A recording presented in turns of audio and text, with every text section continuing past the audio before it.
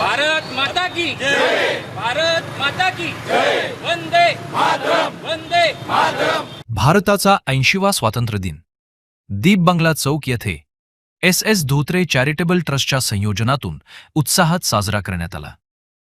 कार्यक्रमाची सुरुवात भारताच्या तिरंग्याचे ध्वजारोहण करून राष्ट्रध्वजाला मानवंदना देत करण्यात आली। दादा 80वा स्वातंत्र्य दिवस या ठिकाणी साजरा झालेला आहे, काय सांगाल आजचे प्रसंग? राष्ट्रपिता महात्मा गांधींचे अभूतपूर्व आंदोलन ज्याचं जगाने आश्चर्य केलं, त्या नेतृत्वाखाली 42च्या क्रांतीमध्ये कोट्यावधी लोक रस्त्यावर उतरले आणि लक्षावधी लोकांच्यावर केसेस झाल्या। जवळजवळ प्रत्येक 100 माणसाच्या मध्ये एक माणूस तुरुंगात होता, अशी त्यावेळची इतिहास होता। अशा बलिदानानंतर, त्यागानंतर काँग्रेसचा इतिहास, काँग्रेसचा स्वातंत्र्याचा लढा हा जगाच्या इतिहासामध्ये अग्रगण्य मानला जातो।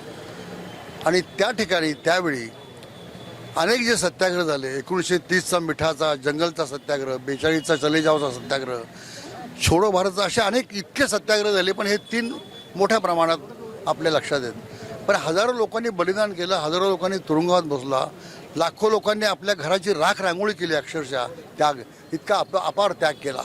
त्या सर्वांचं स्मरण करणं आणि त्यांच्या बलिदानाला जागे राहून आपण जे पुढे स्वातंत्र्याचा इतिहास जागवायचा आणि या देशाची सुजलाम सुफलाम करण्याकरता गांधींनी आणि काँग्रेसने दिलेला संदेश, त्याचं आचरण करून आपण त्या अंमलात आणायचे।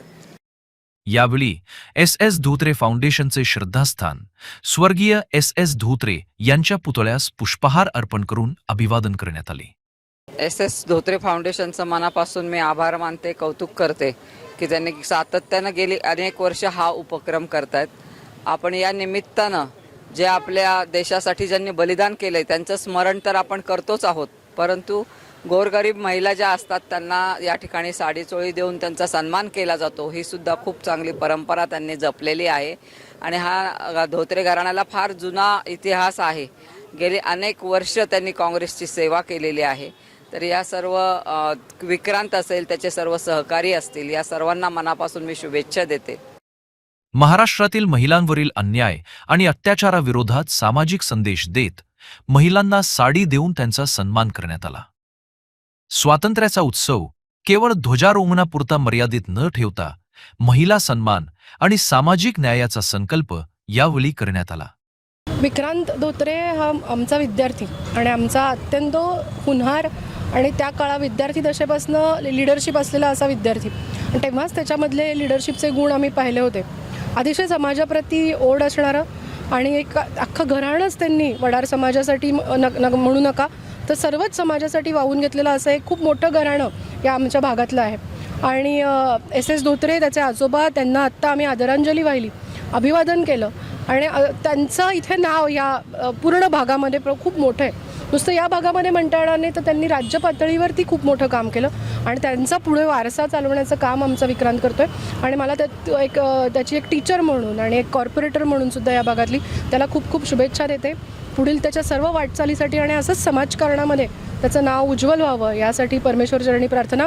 80व्या स्वातंत्र्य दिनाच्या सर्वांना शुभेच्छा।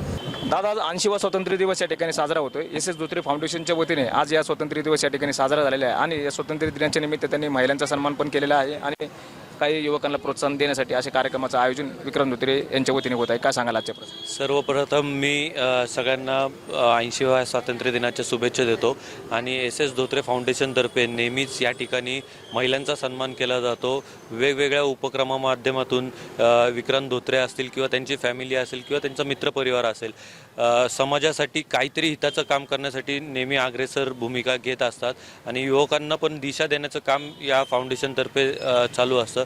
तर मी धोत्रे फाउंडेशन आणि आमच्या युवक काँग्रेसतर्फे त्यांना शुभेच्छा देतो।